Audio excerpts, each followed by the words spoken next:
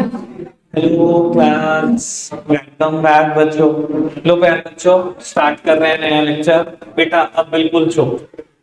तो इस चैप्टर में कुछ थ्योरेटिकल चर्चा है, थोड़ी सी है, कभी कभी पेपर में आ जाती है, तो वो चर्चा को कंप्लीट कर लेते हैं। चर्चा कंप्लीट होते ही बेटा लगभग लगभग यूनिट भी कंप्लीट हो जाएगी। इसके बाद बेटा मैं पास्ट ईयर क्वेश्चंस पे शिफ्ट कर जाऊंगा। तो अगर देखो, मैंने तो मुझे लगता है कि काफी न्यूमेरिकल की प्रैक्टिस करा दी। अगर 60 कर लिए तो कम नहीं होते।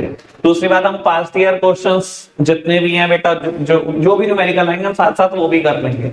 इसके अलावा अगर आपका खुद से प्रैक्टिस करने का ज्यादा मूड है तो अभी तो अनसॉल्व्ड क्वेश्चन भी बहुत सारे हैं।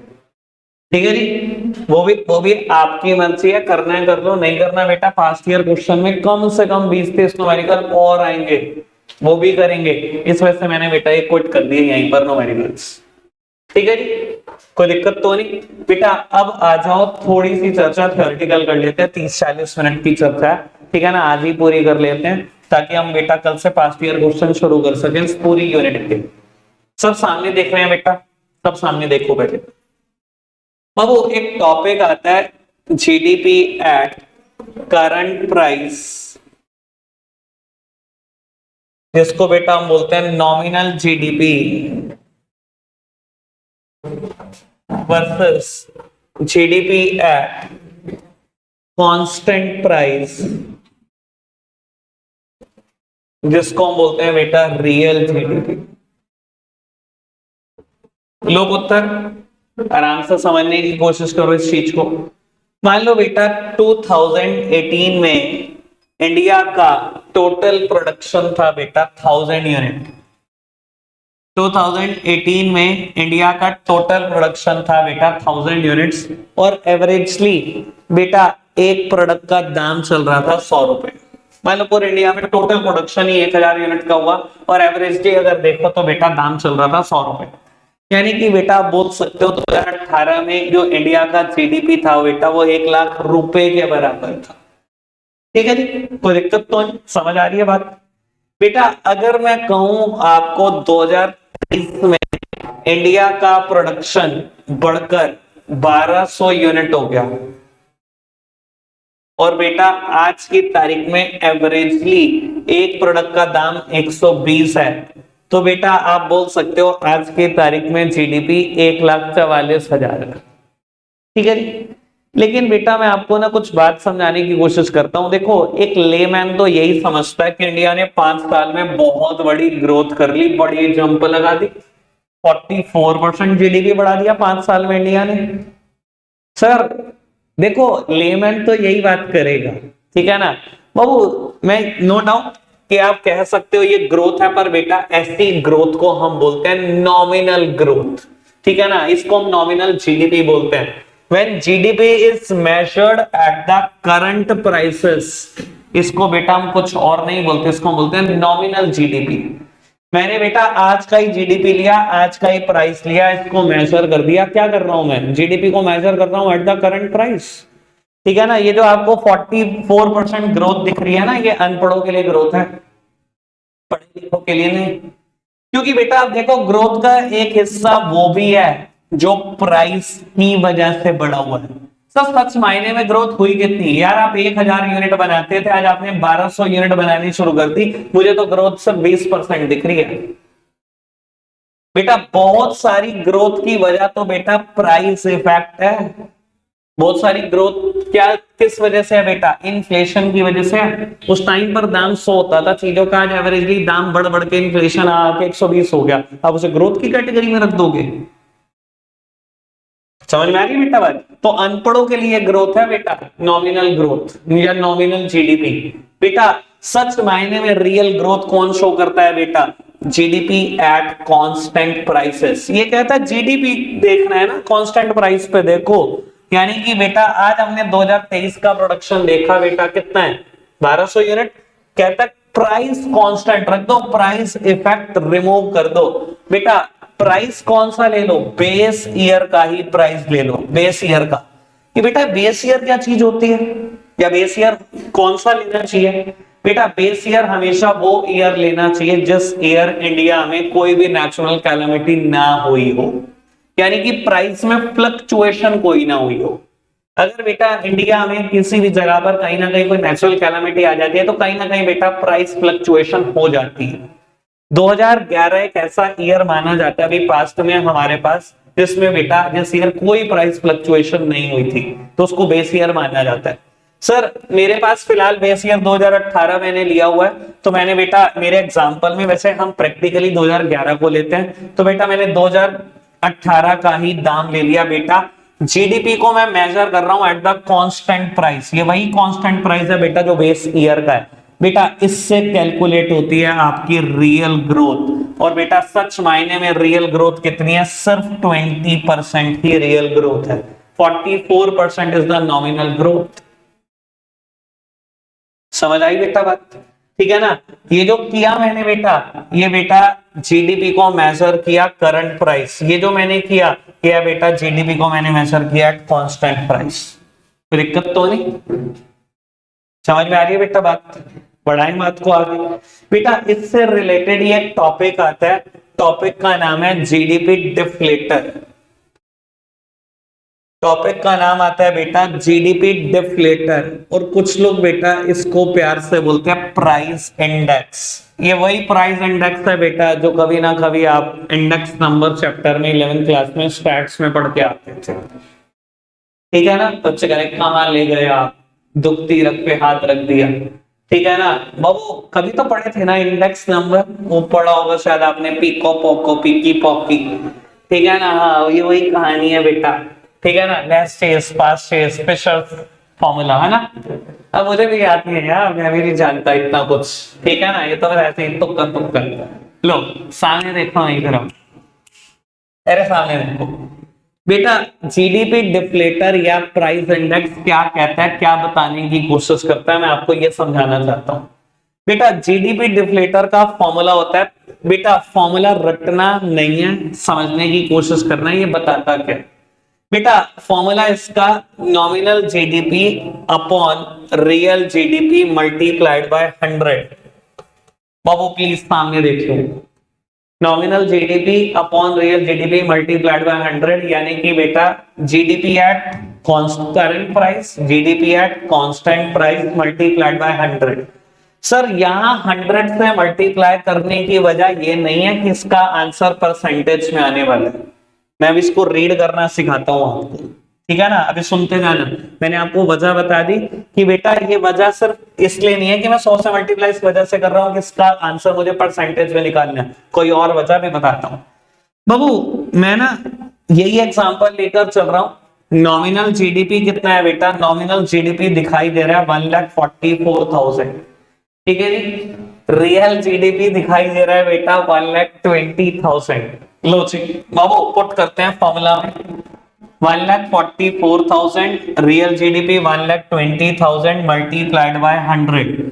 सर सामने देखते रहो बेटा, बाबू आंसर इज 120, परसेंटेज में मत लिख देना बेटा। जीडीपी डिफ्लेटर बताता क्या है ये सुन बेटा। जीडीपी डिफ्लेटर ये कैलकुलेट कराने की कोशिश करता है कि अगर किसी प्रोडक्ट का दाम बेस ईयर में 100 रुपए था तो बेटा करंट ईयर में उसका दाम क्या हो चुका है, यानी कि बेसिकली ये प्राइस फ्लक्चुएशंस कैलकुलेट करता है। समझ में आई बात। ये परसेंटेज में आंसर नहीं निकालेगा, ये बता रहा है कि अगर किसी चीज का दाम बेस ईयर में 100 था तो उसका दाम आज क्या हो चुका है, ये प्राइस फ्लक्चुएशन बाहर निकाल रहा है। ये देखो क्या बेटा, हमने भी यही असम्पशन ली थी, हमने भी यही असम्पशन ली थी। बेस ईयर में अगर किसी चीज का दाम 100 हो चुका है, आज उसका दाम कितना लिया था हमने, 120, यही निकाल के रख दिया इसने बात। मैंने यही तो सब कुछ लिया, यही यूज करा मैंने, नॉमिनल जीडीपी यही यूज किया मैंने, रियल जीडीपी इसने 1 मिनट में बता दिया कि आपने 120 दाम लिया होगा। क्लियर हुई बेटा। जीडीपी डिफ्लेटर का काम फिर सिर्फ और सिर्फ प्राइस फ्लक्चुएशंस कैलकुलेट करके देना है, जो बेटा ग्रोथ आपको प्राइस की वजह से दिखती है वो कैलकुलेट करके देना है। ओके क्लियर है बात। बाबू अब पेपर में ना कई बार नाम ऐसे नहीं आएगा कि GDP at constant prices versus GDP at वो करंट प्राइसेस। बेटा कई बार नाम आ जाते हैं इसका GNP at constant price, GNP at current price, कई बार नाम आ जाता है NDP at constant price, NDP at current price. तो सर इसमें कुछ नहीं बदलना, जहां जहां मैंने जीडीपी बोला है बेटा उसको एनडीपी से रिप्लेस कर दो, जीएनपी से रिप्लेस कर दो, जो आए पेपर में वो लिख दो। सेम बात बेटा, जरूरी है नाम जीडीपी डिफ्लेटर आएगा, जीएनपी डिफ्लेटर आ सकता है, एनडीपी डिफ्लेटर आ सकता है। सब बदलने हैं नाम, और कुछ नहीं करना, मैटर सब कुछ कट कॉपी पेस्ट से है, कोई दिक्कत तो नहीं। चलो जी बेटा, एक टर्म 1 मार्क की जो पेपर में ज्यादातर आ जाती है, ज्यादातर पूछी जाती है बेटा, नाम है green GDP. Babu although it is a hypothetical term, इसका प्रैक्टिकल बात से कोई लेना देना नहीं है, किसी प्रैक्टिकल चैप्टर से भी कोई लेना देना नहीं है। ये पता है क्या कहती है बेटा टर्म ग्रीन जीडीपी? ये कहती है इंडिया का टोटल प्रोडक्शन निकालो, मैं इंडिया की साइंस में बता रहा हूं क्योंकि हमें समझिए उसकी साइंस में अच्छा सा आता है बेटा। ये कहता है देश का ना टोटल जीडीपी निकाल लो, टोटल प्रोडक्शन निकाल लो और उसको एडजस्ट कर दो against the depletion of natural resources and degradation of environment. यानी कि बाबू इंडिया ने टोटल कितना प्रोडक्शन किया, इंडिया का जीडीपी कैलकुलेट करो, कहता है उसको एडजस्ट कर दो, इसमें से माइनस कर दो क्या बेटा, जितना आपने नेचुरल रिसोर्सेस को नुकसान पहुंचाया, जितना आपने एनवायरमेंट को नुकसान पहुंचाया, depletion of natural resources and degradation of environment, कहता है इसके अगेंस्ट इसको एडजस्ट कर दो। सर देखो मैंने आपको यही बोला, ये एक हाइपोथेटिकल टर्म है, प्रैक्टिकली ये कोई कैलकुलेट नहीं कर सकता दुनिया में, ठीक है ना। और अगर प्रैक्टिकल कैलकुलेट करने की बात है तो मेरे हिसाब से तो बेटा हर देश का जीडीपी नेगेटिव आना चाहिए। सर अगर आपने, मैं कहता हूं 20 लाख करोड़ का भी प्रोडक्शन कर लिया, आप एनवायरमेंट को इतना नुकसान पहुंचा रहे हो, इतने नेचुरल रिसोर्सेज को खो रहे हो कि बेटा ये तो बिल्कुल फिर नेगेटिव ही आना चाहिए, पॉजिटिव तो किसी सेंस में नहीं आना चाहिए, ठीक है ना। बट ये सिर्फ एक हाइपोथेटिकल टर्म है, इसकी कोई प्रैक्टिकल रेलेवेंस नहीं है। क्लियर है बेटा बात, समझ में आती है बात?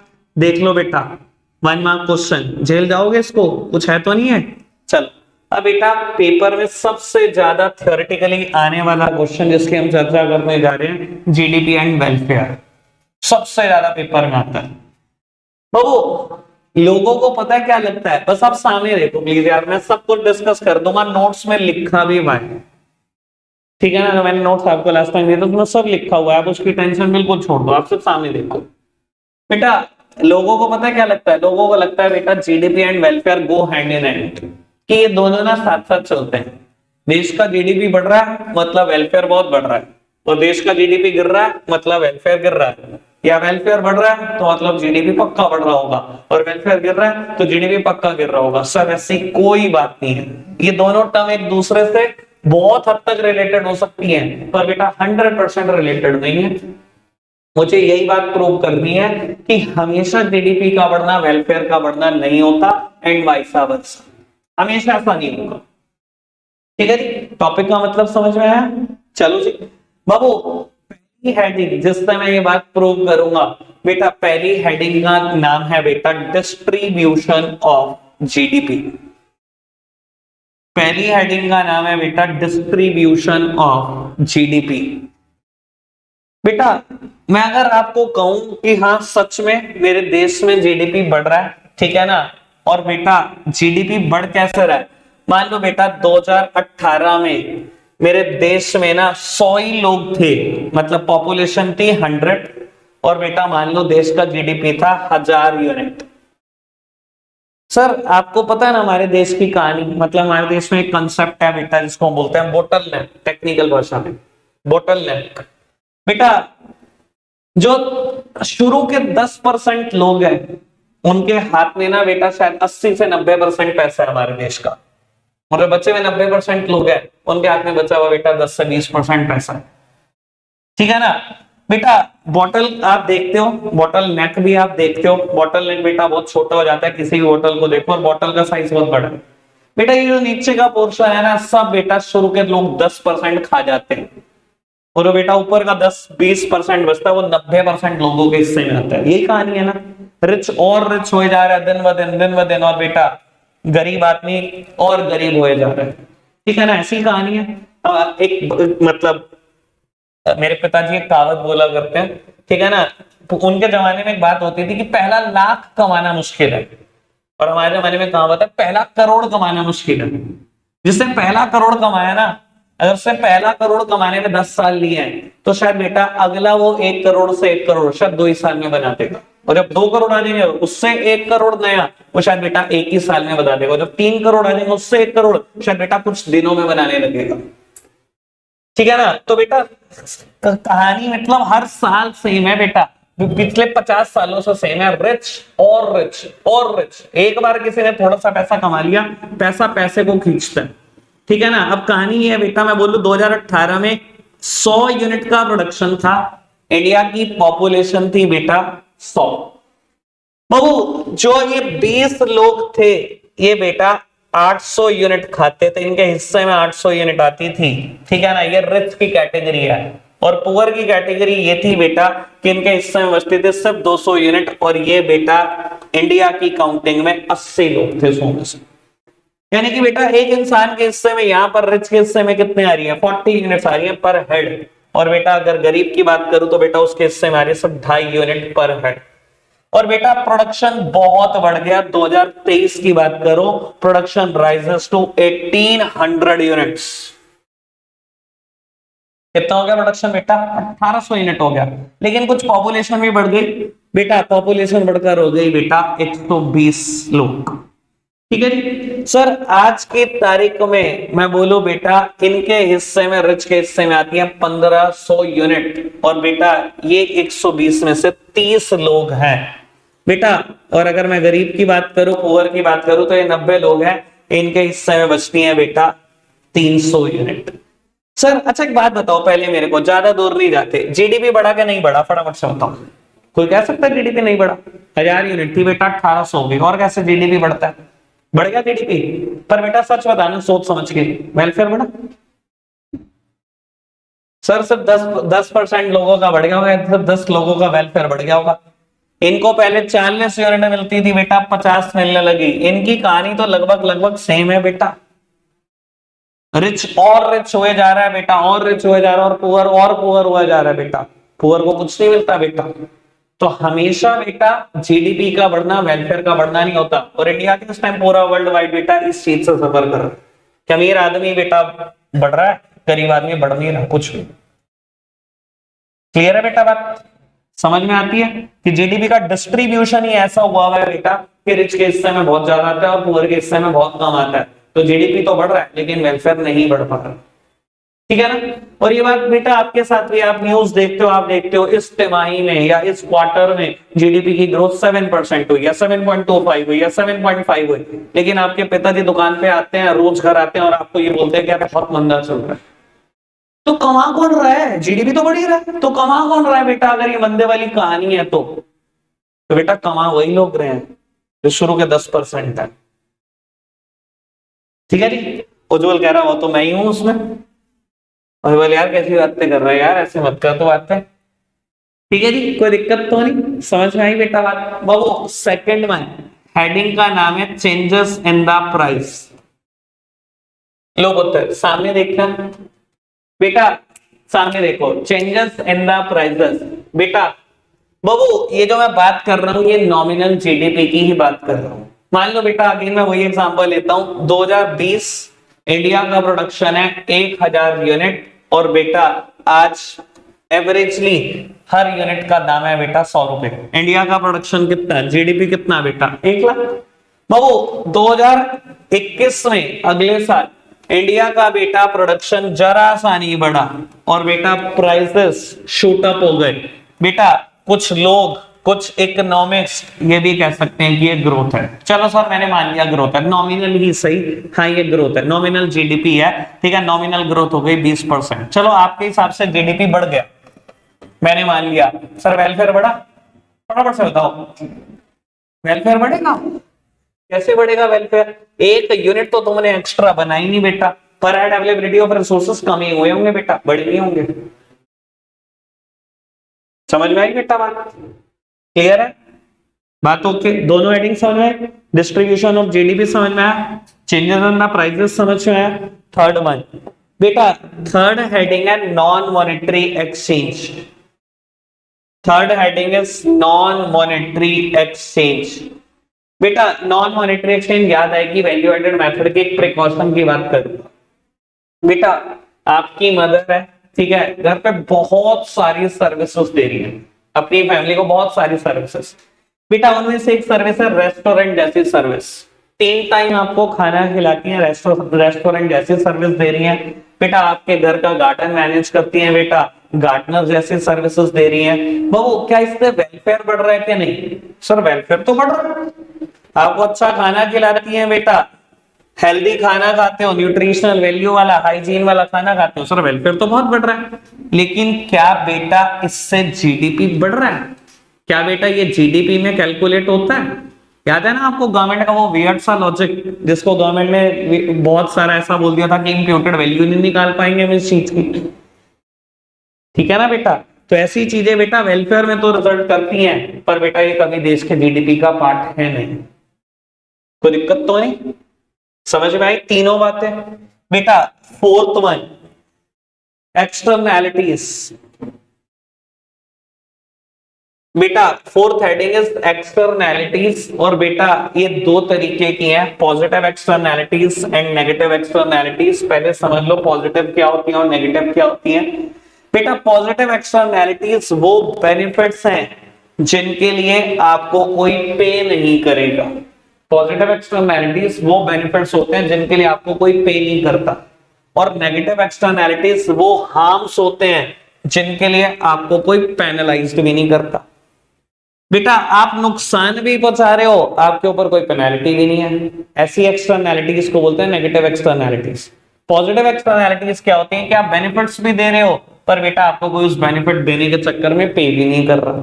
इन्हें बोलते हैं पॉजिटिव एक्सटर्नैलिटीज। आराम से सुनना, एग्जांपल क्लियर करना चीजों को। बेटा आपकी ना फैक्ट्री है इंडस्ट्रियल एरिया में, ठीक है जी, सब कुछ लीगली फॉर्म हुआ है, ठीक है ना। आप बेटा अभी फैक्ट्री को 8 घंटे चलाते हो, ठीक है जी। 8 घंटे पॉल्यूशन भी करते हो, ऑब्वियस सी बात है अगर 8 घंटे चलाते हो, और ठीक ठाक आपका जितना ऑर्डर आ रहा है आपका 8 घंटे फैक्ट्री चलाकर मीट आउट हो जाता है। आपको एक बहुत बड़ा बल्क ऑर्डर मिल जाता है, एक बल्क ऑर्डर आ जाता है आपके पास, और आप फैक्ट्री 24 घंटे चलाने लगते हो, ठीक है जी। 24 घंटे फैक्ट्री चलने लगती है। बेटा ये आप हार्म तो कर रहे हो सोसाइटी को, कोई कोई पेनल्टी भी नहीं लगा सकता, एवरीथिंग इज लीगली फॉर्म, ठीक है जी। अच्छा एक बात बताओ, जब आप 24 घंटे फैक्ट्री चलाने लगे और पहले 8 घंटे चलाते थे, क्या आप देश का जीडीपी बढ़ने लगा कि नहीं बढ़ने लगा? बस ये बताओ। बढ़ने लगा। 8 घंटे में 8 घंटे का प्रोडक्शन करते थे, 24 में बेटा उससे डबल तो ट्रिपल कर रहे हो प्रोडक्शन, जीडीपी तो बढ़ रहा है। लेकिन क्या बेटा सच में वेलफेयर बढ़ रहा है? वेलफेयर बढ़ा रहे हो? बेटा वेलफेयर कहां से बढ़ा रहे हो? वेलफेयर तो गिरा रहे हो आप, ठीक है ना। जो लोग आपके आसपास फैक्ट्री के आसपास रहते होंगे या थोड़ी दूरी पे रहते होंगे, कहीं ना कहीं बेटा वो सफर तो कर ही रहे होंगे आपके इस पोल्यूशन करने की वजह से। तो बेटा जीडीपी का बढ़ना हमेशा वेलफेयर का बढ़ना नहीं होता, ठीक है जी। यहां पर आओ बाबू, आपने सोसाइटी को बेनिफिट देना शुरू करा, और उस बेनिफिट के लिए कोई आपको पे भी कुछ नहीं कर रहा। मान लो बेटा ये सामने ही हमारे गार्डन है, ठीक है जी, एक एंटिटी आती है प्राइवेट सेक्टर और कुछ पैसे खर्च करके नए पेड़ पौधे और लगवा देती है, या अंदर बेटा एक अंदर छोटा सा एरिया चूज करके बेटा उसे और अच्छा डेवलप कर देती है। क्या बेटा आपने आप कीप ऑफ गार्डन पे पैसे खर्च कर दिए या कोई नया गार्डन बनवा दिया, बेटा क्या वेलफेयर बढ़ेगा आपके गार्डन बनवाने से या गार्डन मेंटेन कराने से? सर वेलफेयर तो बढ़ेगा, दुनिया उसका फायदा उठाएगी, कहीं ना कहीं बेटा सेहत बनेगी, कुछ तो तंदुरुस्त होंगे, बेटा वेलफेयर बढ़ेगा। क्या लेकिन बेटा ये जीडीपी में आता है? क्या ये जीडीपी का पार्ट है? बेटा अपकीप ऑफ गार्डन जीडीपी में कोई कैलकुलेशन नहीं है, मेंटेनेंस ऑफ गार्डन जीडीपी में कोई कैलकुलेशन नहीं है। तो बेटा हर जगह वेलफेयर का बढ़ना जीडीपी का बढ़ना नहीं है, हर जगह जीडीपी का बढ़ना वेलफेयर का बढ़ना नहीं है। क्या ये बात समझ में आ रही है आपको? पक्का से 4 बातें, कोई दिक्कत तो नहीं? कृष्णा क्या हो गया भाई? कृष्णा बहु मंगल ग्रह पे पानी नहीं है, नासा से पहले खोज तो इसने ही कर दी।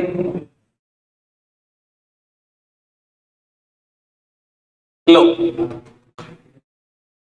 चंद्रयान के बारे में कुछ पता है? लो उत्तर सामने देखना बेटा। Last heading rate of population, सुनो भाई यार बस कर दो। Rate of population growth. बाबू मैं अगर आपको कहूं 2013 से लेकर 2023 तक बेटा इंडिया के जीडीपी ने ग्रोथ कर ली, कुछ भी समझ लो बेटा, एक ऐसे फिगर में देता हूं 50%, ठीक है जी। लेकिन बेटा 2013 से लेकर 2023 तक बेटा इंडिया में पॉपुलेशन ने ग्रोथ कर ली 51%। सर जीडीपी बढ़ा के नहीं पड़ा? जीडीपी तो बढ़ा, 50% बढ़ गया, जीडीपी बहुत बड़ा है, ठीक है। सर वेलफेयर बढ़ेगा कि नहीं बढ़ेगा? सर वेलफेयर नहीं बढ़ेगा। पर हेड अवेलेबिलिटी ऑफ रिसोर्सेस कम होंगे, बढ़ेंगे नहीं। अगर मैं कहूं यहाँ बेटा 100 यूनिट का प्रोडक्शन होता था, ठीक है ना, और अब हो रहा है 150 का, तभी 50% ग्रोथ है। और अगर मैं कहूं बेटा यहाँ 100 ही लोग थे इकोनॉमी में, यहाँ बेटा 151 हो गए। पहले आप ये तो समझने की कोशिश करो, अगर 100 लोग थे और 100 यूनिट थी तो हर इंसान को 1 यूनिट मिल जाती थी। अब बेटा 151 लोग हैं और 150 यूनिट है, क्या सबको एक भी मिल पाएगी? सर ये वेलफेयर का बढ़ना नहीं होता। अगर पॉपुलेशन ग्रोथ का रेट ज्यादा है जीडीपी के ग्रोथ रेट से, हमेशा बेटा वेलफेयर रिड्यूस होगा। जीडीपी तो बढ़ रहा है पर बेटा वेलफेयर कभी नहीं बढ़ेगा, ठीक है ना। और यही वजह है बेटा हॉस्पिटल के बेड्स मिलते नहीं भाई। कोविड में क्या हालात थे इंडिया जानता है बहुत अच्छे से, ठीक है ना। कॉलेजेस में सीट्स नहीं मिलती बेटा, हर साल की कहानी है। 99% वाले भी धक्के खा रहे होते हैं कुछ कॉलेजेस के लिए।